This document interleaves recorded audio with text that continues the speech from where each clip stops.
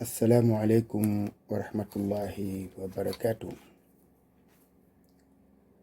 Une fois n'est pas coutume. Aujourd'hui, je vais faire une vidéo en français et non en wolof.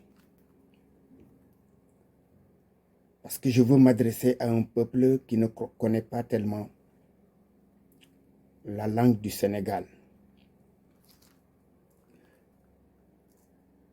C'est le peuple ivoirien qui est en train de traverser des moments plus ou moins difficiles.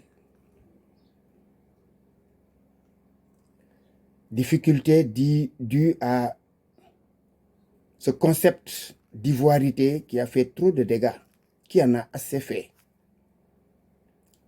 Je leur dis, chers frères et sœurs ivoiriens,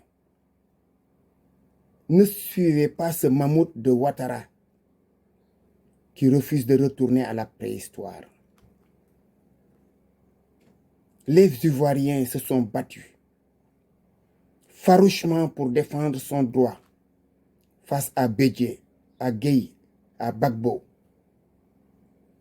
Aujourd'hui, ce monsieur fait subir à Thiam ce qu'on lui a évité. Becs et ongles. Il faut être un âne batté pour oublier l'histoire de la Côte d'Ivoire en si peu de temps.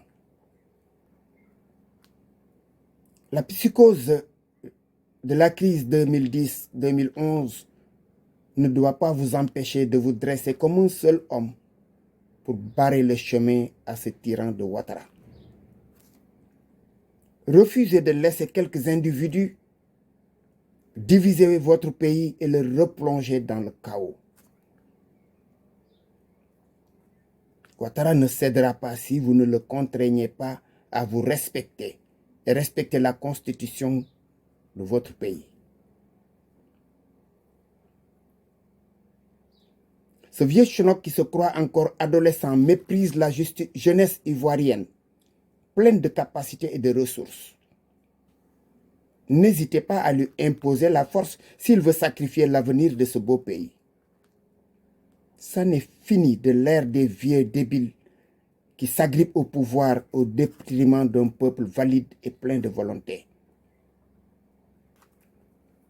Vous avez le droit de clamer l'ivoirité. Mais n'oubliez pas, chers frères et sœurs, que des Ivoiriens pure souche ont eu à gouverner ce pays dans l'injustice et le sang. Et c'est tout récent.